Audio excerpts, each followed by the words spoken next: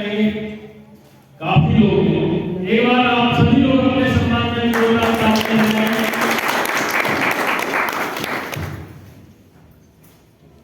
तो दोस्तों मैं अपना परिचय दे दूं।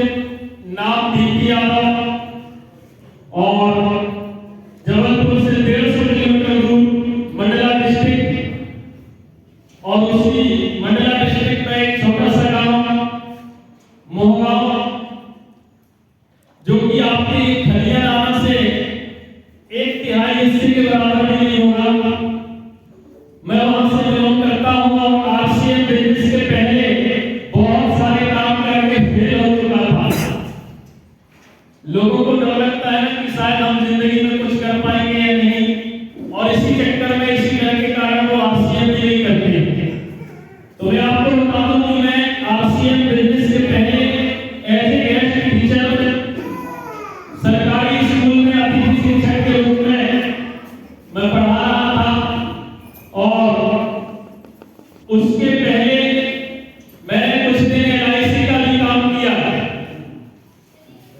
एलआईसी का काम करने के पहले मैं प्राइवेट स्कूल सरस्वती शिशु मंदिर में पढ़ाता था। 8 साल में वहां पे बच्चों को पढ़ाया और बच्चों को पढ़ाता था। उस दौरान सुबह शाम कोचिंग भी कराता था, और उसके बाद जब भी मुझे छुट्टी मिलती थी स्कूल से, जो मेरा फालतू का समय रहता था उस टाइम पे मैं पेंटिंग का काम किया करता था।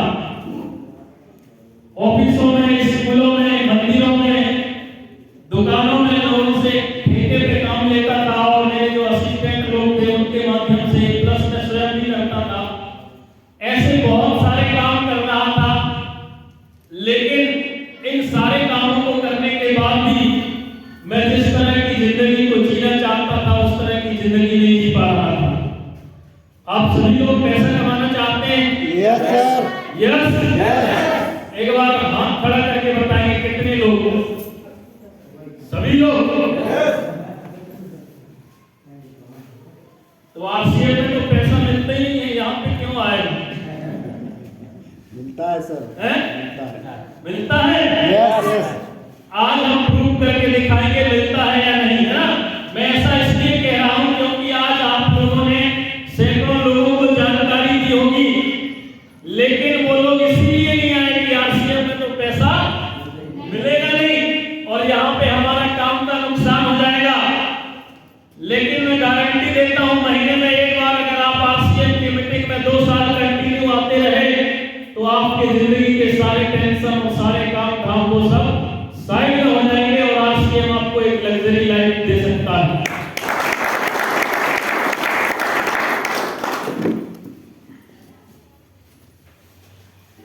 देखिए आरसीएम बिजनेस आपको ना सिर्फ पैसे देता है बल्कि वो सारी चीजें देगा जिसे कभी भी आप पैसे से नहीं खरीद सकते, उनकी कोई कीमत नहीं लगा सकते आप। अमूल्य चीजें, वो सारी चीजें आपको इज्जत, दौलत, मान, सम्मान, प्यार, शोहरत, अगर सारी चीजें एक साथ कहीं पर मिल सकती है तो वो है आरसीएम बिजनेस। दुनिया के किसी भी प्लेटफॉर्म में संभव नहीं है, फिर भी लोग बुलाने पर नहीं आते। क्यों नहीं आते?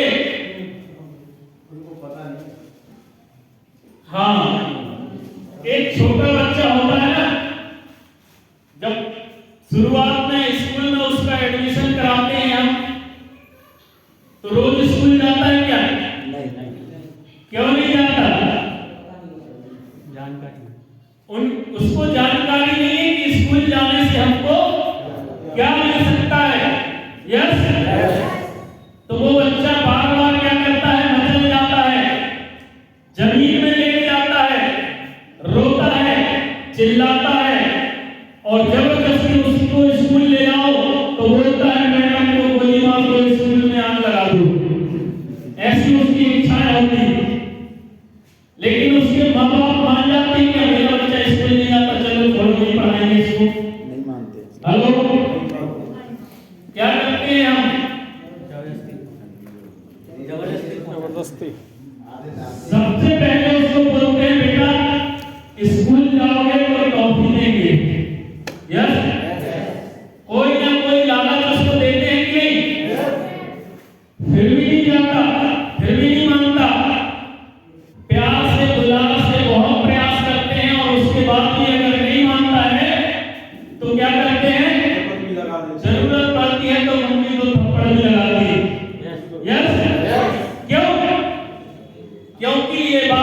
मम्मी पापा को पता है, उस बच्चे को पता नहीं है कि पढ़ने लिखने के बाद मुझे क्या मिल सकता है, और अगर मैं नहीं पढ़ लिख पाया तो फिर मैं ऐसे ही आम आदमी बना रह जाऊंगा। तो एक छोटे से बच्चे को बचपन से जबरदस्ती स्कूल पहुंचाया जाता है, और वही बच्चा पढ़ने लिखने के बाद आईएएस का एग्जाम फाइट करता है, आईपीएस का एग्जाम फाइट करता है और एक बड़ा अफसर बनता है।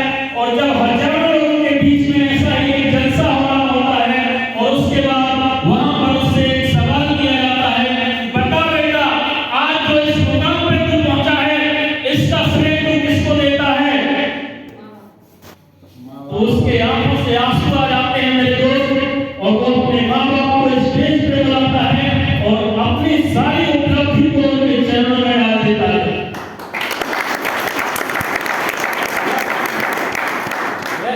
हो सकता है कई लोगों को लगता होगा ये हमारे अपराधी पहले से आरसीएम में फंस गए हैं और हमको फंसाने के लिए बार बार बुलाते। यस, उस समय हो सकता है हम डाउट में होते हैं, हमको लगता है कि यार ये आदमी हमारे पीछे क्यों पड़ा हुआ है। लेकिन मेरे दोस्त, आरसीएम की जो भावनाएं हैं उनको समझने का प्रयास करिए।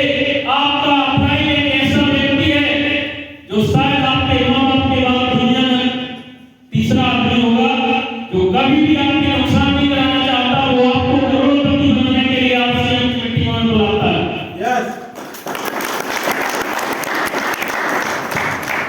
लेकिन हम जिस माहौल में रहते हैं वो माहौल हमको रोकता है। क्यों? क्योंकि हम रोज लोगों को जिस तरह का काम करते हुए देखते हैं, हमारा जो कॉन्शियस माइंड है वो हमेशा हमको उसी काम पे धकेलता है। हम जानते तो हैं कि आरसीएम से अमीर बन सकते हैं, लेकिन हमको डर रहता है कि हमारा ये पुराना काम छूट जाएगा तो शायद भूखे मर जाएंगे। यस, लेकिन मैं गारंटी देता हूं कि आज तक जिसने भी आरसीएम को सीखा है, जिसने भी आरसीएम को किया है, आज वो भूखा नहीं है बल्कि हजारों लोगों को रोटी देने की औकात रखता है। तो आप आरसीएम क्या है, ये आपको क्या दे सकता है और इसे क्यों करना चाहिए, इन सभी चीजों पे हम चर्चा करेंगे। तैयार हो? यस, कितने लोग तैयार हैं? थोड़ा हाथ खड़ा करें।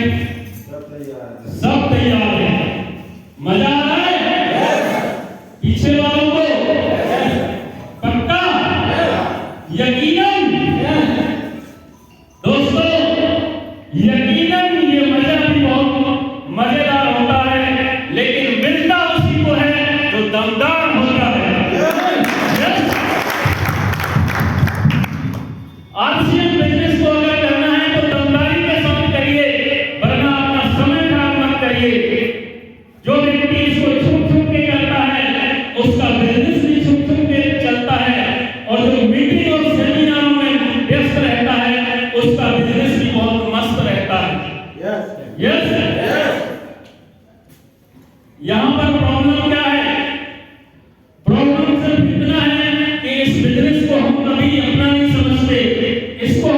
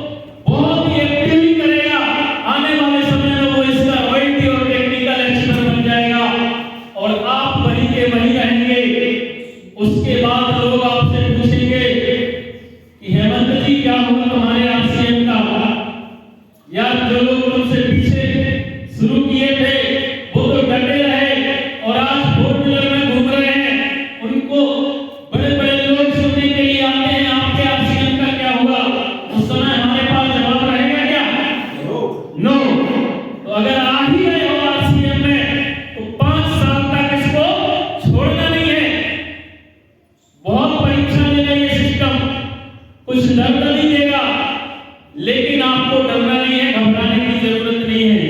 यस, ये बिजनेस जब भी आप शुरू करते हो तो ये अप डाउन होता है। क्या होता है? अप डाउन होता है।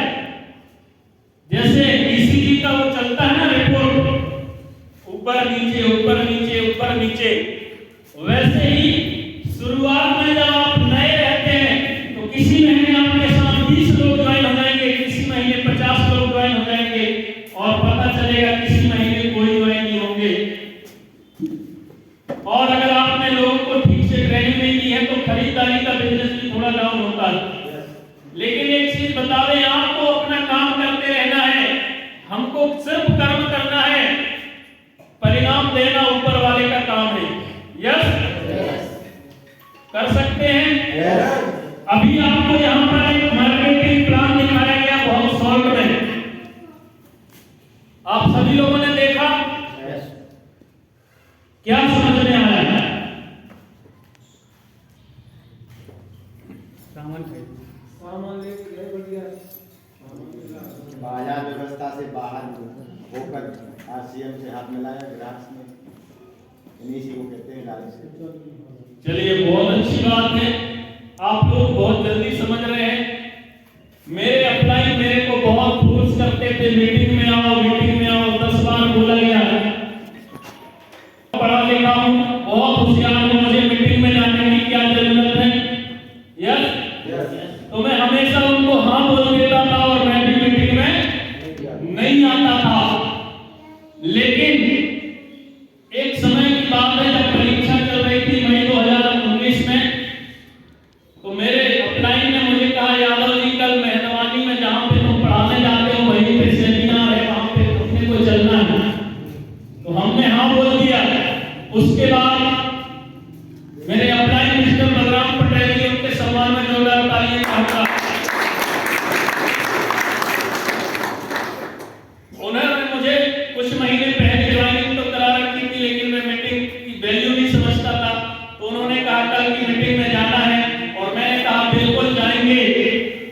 लेकिन जैसे मीटिंग में जाने का समय हुआ और वो कार लेके मेरे दरवाजे के सामने आके हॉर्न बजाते हैं और मैं अंदर था, जैसे ही वो आवाज लगाते हैं, यादव जी टाइम हो गया, कहाँ हो, चलो, तो मैं अपने छोटे बच्चे को बोलता हूँ कि जाके उनको बोल दो कि पापा जी कह रहे हैं, पापा जी घर में नहीं।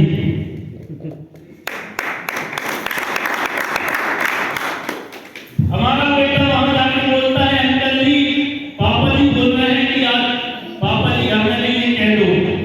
उनको बड़ा मजा आया, उनको पूरा विश्वास हो गया कि घर में है, इसीलिए तो बोल रहे हैं। वो घर के अंदर आए और बोले, यादव जी आज हम आपको छोड़ने वाले नहीं हैं। और जबरदस्ती मेरे को ले जाके मीटिंग में बिठा दिया गया, और उसके बाद वहां पर एक जानकारी दी गई।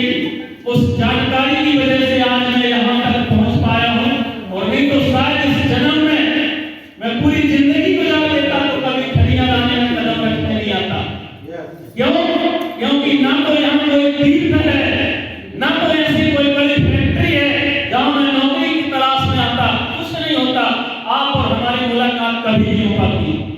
यस, तो वो छोटी सी जानकारी आपको बता दूं क्या? बता दूं? उसके बाद फिर हम आगे चलेंगे। आज सेलिब्रेशन भी है, हम लोगों को सेलिब्रेट करेंगे। तैयार हो? थोड़ी थोड़ी आगे आ सकते हैं, ताकि जानकारी एकदम आप किसी भी रोड में खड़े हो जाइए और वहां एक एक आदमी को रोक के पूछेंगे, कोई बाइक से जा रहा होगा, कोई कार से जा रहा होगा, कोई साइकिल से जा रहा होगा, कोई पैदल जा रहा होगा, लेकिन वो सारे के सारे लोग कहां जा रहे हैं? पैसे की तलाश में। किसको ढूंढ रहे हैं? पैसे को। पैसा। हर इंसान की जरूरत क्या है? पैसा है कि नहीं? हम सोचते हैं कि रात में कितना पैसा कमा लें, कितना मेहनत कर लें, लेकिन कमा पाते हैं क्या? नो। उसका कारण क्या है? आज हम जिस महंगाई के दौर पे जी रहे हैं, वहां पर हम अपने खर्चे पूरे नहीं कर पा रहे हैं। सपनों की तो बात छोड़िए, उसका रीजन आपको समझना होगा। जब मेरे को वहां पर समझाया गया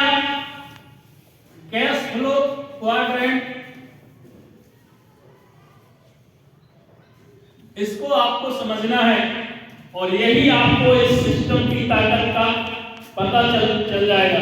ठीक है, देखिए पूरी दुनिया में लगभग 8 अरब लोग रहते हैं। कितने? 8 अरब लोग। और हर आदमी की अगर बात की जाए तो काम अलग अलग हो सकते हैं, लेकिन पैसे कमाने के जो तरीके हैं वो कितने हैं? 4 तरीके से लोग पैसे कमाते हैं। कितने तरीके से? उनको 4 कैटेगरी में बांटा गया है और वो कैटेगरी क्या है? इसको बोलते हैं ESBI। ये 4 कैटेगरी है। इसको ESBI यानी कैश फ्लो क्वाड्रेंट कहा जाता है। यस, इसको अगर आप समझ गए तो आज RCM आपको समझ में आ जाएगा। यस, देखिए समाज में बहुत सारे लोग एम्प्लॉय कैटेगरी से बिलोंग करते हैं। एम्प्लॉय यानी सर्विस करने वाले लोग जो सरकारी या प्राइवेट नौकरी करते हैं। यस, इनकी जिंदगी के बारे में हम आपको बता दें कि ये लोग डेली 8 से 10 घंटे काम करते हैं।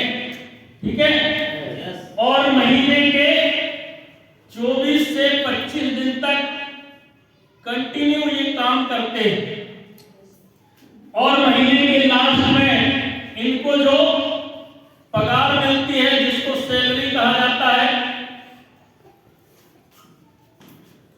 और इस कैटेगरी की यानी इस प्रजाति के लोग समाज में सबसे ज्यादा पाए जाते थे, लेकिन अब थोड़ी कम होते जा रहे हैं। यस, मेरे को एक चीज बताइए, क्या नौकरी से अमीर बना जा सकता है? नो। Hello, no. लेकिन हमारे दिमाग में ये बात फिट कर दी गई है कि पढ़ो लिखो और नौकरी में लग जाओ और ऐसी जिंदगी जियो। यस, एक बार ठंडे दिमाग से उस नौकरी करने वाले इंसान से पूछ लेना मेरे दोस्त, क्या नौकरी करना अच्छी बात है?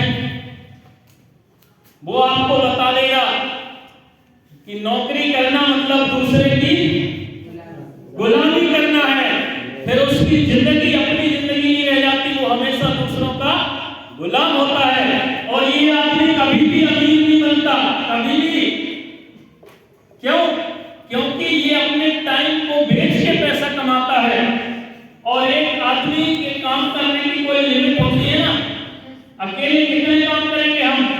और नौकरी में क्या है, सैलरी फिक्स होने की वजह से आप कितना ही मेहनत कर लो, आपके बॉस का काम अगर बढ़ जाएगा तो वो आपको ओवरटाइम भी करवाएगा, लेकिन आपकी सैलरी नहीं बढ़ने वाली है, फिक्स मिलता है।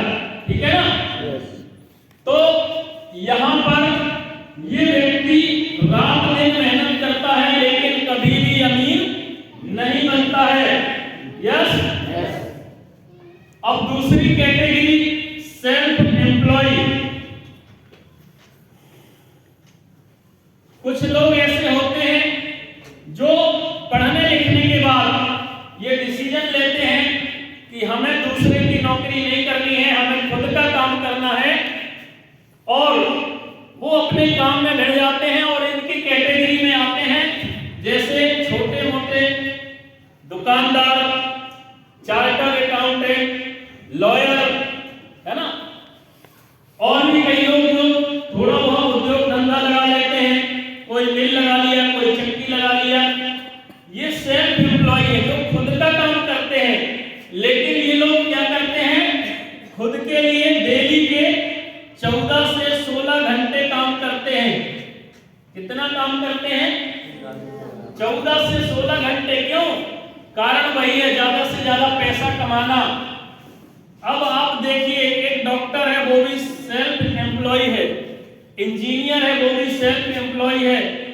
अगर पैसे की हम बात करें तो एम्प्लॉय कैटेगरी के व्यक्ति से थोड़ा बहुत ज्यादा पैसा ये कमा सकते हैं, लेकिन अगर टाइम की बात की जाए तो फिर टाइम के मामले में एम्प्लॉय से भी ज्यादा गरीब आदमी माने जाते हैं ये सेल्फ एम्प्लॉय लोग। यस, और इनके साथ प्रॉब्लम क्या है, एक डॉक्टर को अगर छुट्टी में जाना हो तो वो कम से कम 1 माह पहले घर में बोर्ड लगा देता है, सूचना लगा देता है कि इस तारीख से इस तारीख तक मैं छुट्टी में रहूंगा। क्यों? क्योंकि इनका जो काम है बगैर इनके इन्वॉल्वमेंट के इनकी जगह कोई दूसरा नहीं कर सकता। यस? क्या कभी ऐसा होता है कि कोई डॉक्टर अगर छुट्टी में जा रहा है या कहीं घूमने जा रहा है तो वो अपने घर के लोगों को बोल दे कि चलो मरीज आएंगे तो तुम इलाज करते हैं ना? मान लो बोल दे तो आप लोग जाएंगे क्या इलाज कराने? नहीं जा सकते। यस? तो समस्या यहाँ पर भी है, ये लोग भी थोड़ा बहुत पैसा तो कमा लेते हैं लेकिन एक्टिव इनकम पे ही काम करते हैं और इसीलिए ये कभी भी अमीर नहीं बनते। एक्टिव इनकम का मतलब क्या होता है? जब तक काम करोगे तब तक पैसा आएगा और जिस दिन काम करना बंद कर दोगे उस दिन पैसे आना भी बंद हो जाएगा। मेरे को एक चीज बताओ, जो मेहनत आज आप इस शरीर से कर सकते हो क्या आज से 10 साल बाद कर पाओगे? नो। यस। लेकिन 10 साल बाद क्या सारे चीजों की कीमतें वही रहेंगी जो आज है? नो। 350 रुपए का सिलेंडर आता था, आज कितने का हो गया?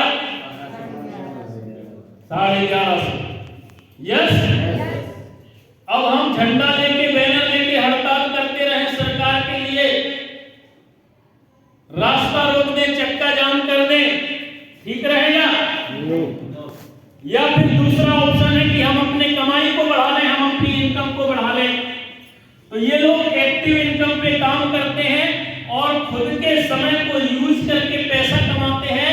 लेकिन समस्या क्या है कि इनका जो काम है बगैर इनके इन्वॉल्वमेंट के चलता नहीं है और अगर ये लोग काम करना बंद कर दें तो इनके पास भी पैसे आना बंद हो जाता है।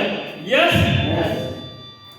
लेकिन तीसरी कैटेगरी है जिसको कहा जाता है बिग बिजनेसमैन। क्या कहा जाता है? Big businessman. जो बड़े बड़े बिजनेसमैन हैं जिन्होंने 21वीं सदी के व्यवसाय को समझा है कि अब व्यवसाय करने के लिए हमको बहुत ज्यादा बड़ी रकम लगाने की जरूरत नहीं है, सिर्फ हमें पैसा कमाने के सिस्टम में बदलाव करना है। यस? तो ऐसे लोग क्या करते हैं? जो बड़े बिजनेसमैन हैं वो पैसे तो लगाते हैं, वो क्या करते हैं? किसी भी जगह पे जाते हैं और वहां पर अपनी फैक्ट्री लगाते हैं और कच्चा माल बुलाते हैं, कर्मचारियों की भर्ती करते हैं। आपको पता है भारत में अगर 1000 लोगों की भर्ती निकलती है तो फार्म भरने कितने लोग आते हैं? 10 लाख। 10 लाख लोग। यस? फिर ये लोग उन्हीं 10 लाख लोगों में से चुन चुन करके जो बढ़िया योग्य व्यक्ति होते हैं उनको चपरासी से लेके क्लर्क, मैनेजर सभी जगह पे अपने पोस्टों में बैठा देते हैं और उसके बाद फिर क्या होता है? जितने भी इनके एम्प्लॉय लोग होते हैं वो अपनी अपनी सैलरी के लिए इनकी फैक्ट्री में आते हैं और इनका काम चलता रहता है। ये लोग चाहे इस भारत देश के अंदर रहें चाहे विदेश घूमते रहें, काम इनका होता रहता है। यस? यस। तो यहां पर क्या किया इन्होंने? एक सिस्टम क्रिएट कर दिया और अब आप सोचिए ये व्यक्ति जो एम्प्लॉय कैटेगरी का था, सेल्फ एम्प्लॉय कैटेगरी का जो व्यक्ति था, इन्होंने क्या किया? अपने टाइम को खुद यूज करके और टाइम को बेच करके पैसा बनाया। लेकिन एक व्यक्ति जिसने डिसीजन लिया उसके पास करोड़ों रुपए थे, 100-200 करोड़ लगा के फैक्ट्री लगा दिया और 1000 एम्प्लॉय उनके लिए काम कर रहे हैं। तो इन तीनों में से अमीर कौन बनेगा? जिसके लिए 8 से 10 घंटे काम हो रहा है वो, या फिर जिसके लिए 14 से 16 घंटे काम हो रहा है वो, या फिर जिस व्यक्ति के लिए रोज के 1000 घंटे काम हो रहा है? अमीर कौन बनेगा? 1000 घंटे। जिसके लिए 1000 घंटे काम रोज के हो रहे हैं वो आदमी और अमीर और अमीर और अमीर बनता चला जाता है। लेकिन एम्प्लॉय कैटेगरी का आदमी, आम आदमी और गरीब और गरीब और गरीब होता चला जाता है। यस? यस। इसी तरीके से एक व्यक्ति होता है जो इन्वेस्टर होता है। ये क्या करता है?